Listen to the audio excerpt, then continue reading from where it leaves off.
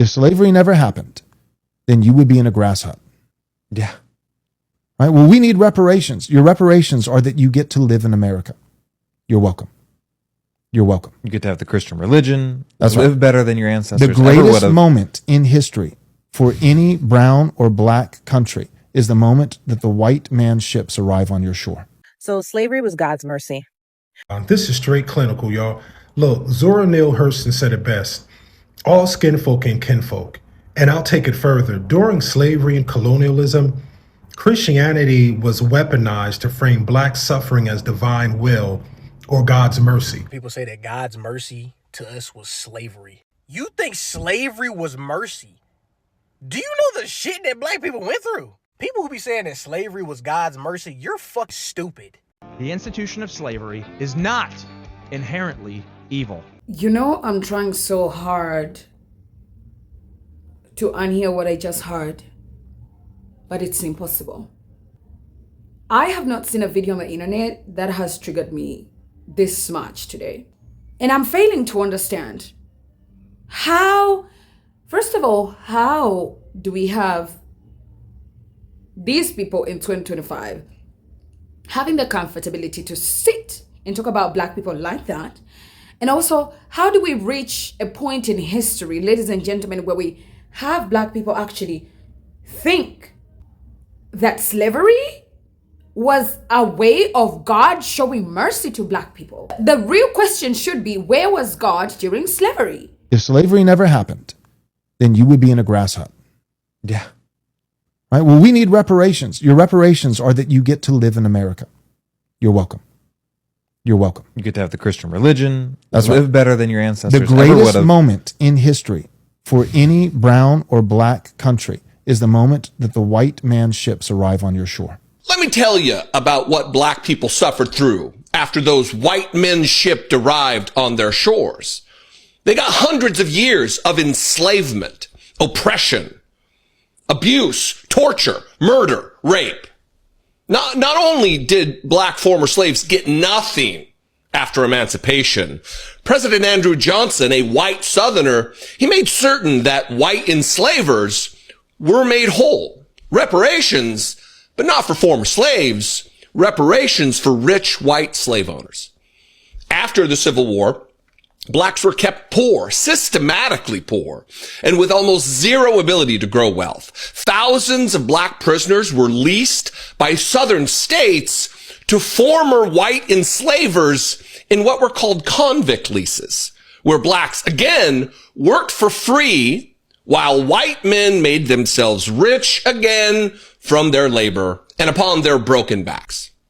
There were also sharecropping, which grossly exploited black work ethic while allowing the former enslavers to maintain their power and to continue to grow their wealth, their white wealth. Again, ultimately passing that on to future generations of their white descendants. Of course, during this time, there were also Jim Crow laws in place all over the South, which made it illegal for black Americans to occupy the same spaces as whites.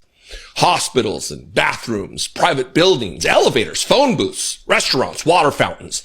Everything that was white, which was everything, was off limits for black Americans. Jim Crow laws also intended to force black people into indentured servitude, to limit their voice in the political system by stripping away their constitutional rights to vote, and to control where they live. It was the American legal system explicitly designed for oppressing them. You know this though, Joel, right? So tell me, Joel Webbin, your goofy little sidekick maybe, or anybody else for that matter, black people should be thankful? Thankful? America wasn't a different nation back then. In so many ways, we are the same country, making the same mistakes, abusing the same peoples, reinforcing those same old traumas. So slavery was God's mercy. This is straight clinical, y'all. Look, Zora Neale Hurston said it best. All skin folk ain't kinfolk. And I'll take it further. During slavery and colonialism, Christianity was weaponized to frame black suffering as divine will or God's mercy. It's psychological warfare. It creates internalized oppression where we as marginalized people unconsciously adopt the very narratives that dehumanize us. And these teachings fracture our identity, embedding shame and self-alienation by equating blackness with sin. And calling slavery God's mercy, that's trauma bonding, a Stockholm syndrome-like attachment to the ideologies of our abusers. It's survival mechanisms gone rogue, conflating abuse with spiritual virtue. You know, psychoanalytic therapy can help with confronting how you unconsciously absorbed white supremacist theology and how it perpetuates self-loathing. And before you all say, Rob, it's the version of Christianity that's corrupt. You know, they twisted the teachings of Jesus. They twisted the teachings of God. Well, here's a news flash for all of you. It's all toxic. Even progressive theology is inherently toxic. So let's not be coy here, okay? And if we take Freud's concept of the superego, the internalized voice of societal authority, it explains how oppressive teachings become moral imperatives, twisting our pain into some twisted form of piety. We've been conditioned to worship our own suffering. Y'all, I'm tired. I'm so tired. I'm so tired of this addiction to Christianity, this addiction to God, addiction to Jesus, addiction to the Bible. It seems we're addicted to everything but our own humanity. What is wrong with being human? And if we don't wake up, and I mean soon, if we don't turn to therapy and confront these open wounds, we will remain broken, still bound, and still believing the lies that were never meant to set us free. To be human is enough, and please seek therapy. The reason I'm triggered is because I'm a Christian, and in this video today, you're literally going to see a lot of people compare slavery and Christianity. A lot of people are talking about how Christianity played a very big role in Black people being enslaved. And however much I would like to differentiate the two, separate the two from each other, I have seen this be evident, most especially on the continent of Africa. Oh my God. When this white man says, well, if slavery didn't happen, you don't get a chance to celebrate the Christianity that you celebrate now, it gives me a sense of, oh, holy crap. The reality is we have a poverty slavery mindset in Christianity on the continent of Africa, because like it's kind of like glorified as long as you're a believer in Christ. You understand what I mean? Like poverty, being poor is kind of like excused, like it's kind of like justified in Africa. Like if you're Christian, it's okay, you can be poor. Man, how did we reach to this conclusion of actually thinking slavery is a good thing, or even having that mind of being brainwashed? What? Wait, what? You know, sometimes you don't want to hear things, but then you have to hear them. Most especially as a Black person, you have to hear some conversations and actually have your mind awake, because most of the times we live in a delusion of, oh no, we want people, you know, we are coexisting together. And that's a mindset that you have on your own. The people that actually enslaved you generations later, they have still a mindset that they did you a favor.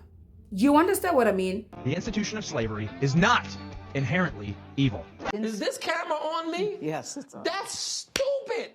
It is not inherently evil to own another human being. I mean, every Christian in today's society should be able to defend what I just said. I mean, not only is this the exact same logic people use to justify the transatlantic slave trade, but also anyone who's trying to convince you that the Bible is univocal, meaning it's a seamless, singular voice speaking an unbroken moral clarity, is an idiot, or they're lying to you. Christians in America have been led astray on this topic. They've been led to believe things that the Bible doesn't teach. Every modern day Christian is in constant negotiation with the text, meaning everyone cherry picks what they think is relevant based on their own biases.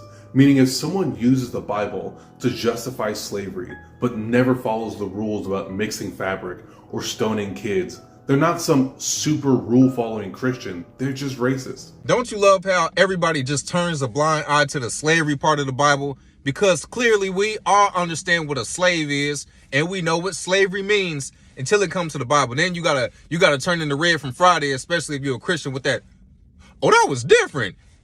Clearly you know what it's talking about, but you don't want to admit it because it just messes up your whole foundation. Imagine you start a job, you get your employee handbook, and you open it, and it refers to all the employees as slaves, and the job is slavery. You would be offended. You'd be ready to quit that damn job that quick before you even started, because you know what slavery means until you open that Bible. And I done heard multiple content creators talk about the 25th chapter of Leviticus, and it breaks down. It says what y'all call, no, they were just servants. It talks about the poor Israelites who may need to become servants. And then it talks about enslaving people from other lands as slaves. So the Bible clearly talks about slavery, and it's a damn slave book. And we can fast forward a little bit up until the chattel slavery in America. Now, you weren't allowed to read. Matter of fact, you got KILLED for reading. But I'm gonna let you read this book. So the same people who wouldn't give you nothing good to eat, they gave you the damn pig, the slop, the nasty. You eating the chitlins, you eating the feet, the snout, the ears. We ain't gonna give you no good food. We don't want you reading. Matter of fact, we're gonna let you read this though. We do everything bad to you, but we're gonna give you the glory and the way to God. The same God that we serving. Come, miss me with that. That's why we call it a slave book. The book literally talks about obeying your master. Imagine your supervisor say, hey, don't call me Mr. Jones, just call me master. Man, what the hell? You see your reaction? But when you read the Bible, oh, it's all right to slave for your master. Miss me with, you just don't want to be real with yourself. Turn the other cheek. That's being pushed on who? The slaves. So let us enslave you and forgive us, because we all gonna be in heaven together, even though you my slave. You got the slave praying for freedom. You got the slave master praying to keep you enslaved. Who God gonna answer? It's all the same religion. Slave book. So I just watched a video of a content creator ask a question. He said, where was God during slavery? And a Christian content creator stitches his video, and she says he was giving Harriet Tubman visions on how to free the slaves. Girl, is that your argument for why slavery lasted? Is that really your argument for God? First of all, Harriet Tubman, in her good work, freed about 70 slaves. Slavery lasted for 400 years, with millions of slaves in the Americas. And you talking about he gave her visions on how to free the slaves, and that's your excuse. And then on top of that, y'all love to mention Queen Harriet. Y'all love to bring her up, right? Not mentioning that Harriet Tubman was a documented hoodoo woman. Harriet Tubman practiced hoodoo. So when you mention that God was giving her visions, please mention that she was talking to her ancestors too. I don't hear nobody. When you mention that God was giving her visions, please mention that Harriet Tubman was talking to her ancestors too. Please mention that Harriet Tubman was a conjure woman. Please mention that, because y'all love to leave that out. Harriet Tubman practiced hoodoo. She did. And then in the comments, they was talking about, well, where was the African God? Do me a favor and name one African God that says, I am the way, the truth, and the light. No one can get to the Father but through me. Name one African God that went around continents erasing people of their culture with whips, chains, and Bibles in order to convert them into their spiritual system. I'll wait. Name one African God that is the God of the universe. I will wait. Ask yourself, why did your God need violence in order to convert people into this loving religion? Please ask yourself that. Because a good 90% of the world learned about Christianity through colonization, through cultural erasure. A good 90% of the world learned about Christianity through empire. We're not talking about Ethiopia. Please, I'll wait. So if your God is all-knowing, all-powerful, and the God of the universe, then that would mean that the questions about slavery are valid. Because you say that he is sovereign over everything, but somehow he became powerless during 400 years of slavery, during rape, during torture. Somehow the Africans couldn't get any kind of liberation from the God of the universe. Be real, the only time y'all separate God from evil is when it's convenient for your theology. When something good happens, it's in God's will. Oh, God did it. But when something bad happens, it's always somebody else's fault. It's our fault. It's man's fault. Oh, you can't blame God. It was the devil. The institution of slavery is not inherently evil. I know. Some of you guys are upset by that. Some of you guys are saying, I've been saying that for years. Okay, I'll take it a step further. It is not inherently evil to own another human being. I know, just wait. Some of you guys are really upset, but let's talk through this because it is very important that every Christian affirm what I just said. And not only should they affirm it, every Christian in today's society should be able to defend what I just said. Okay? Every Christian should be able to defend it. Big evangelicalism has been getting this wrong for years, basically since the advent of Big Eva. They haven't had a good answer for the slavery issue. All right, Christians in America have been led astray on this topic. They've been led to believe things that the Bible doesn't teach. And when we go beyond the Bible, there are dire consequences. A few of y'all gonna be pissed about this, John, I gotta say, but what if slavery was the Most High being merciful again? That was his mercy. Because you know what he could have did. Because what do? We go against him every single time. Still right now.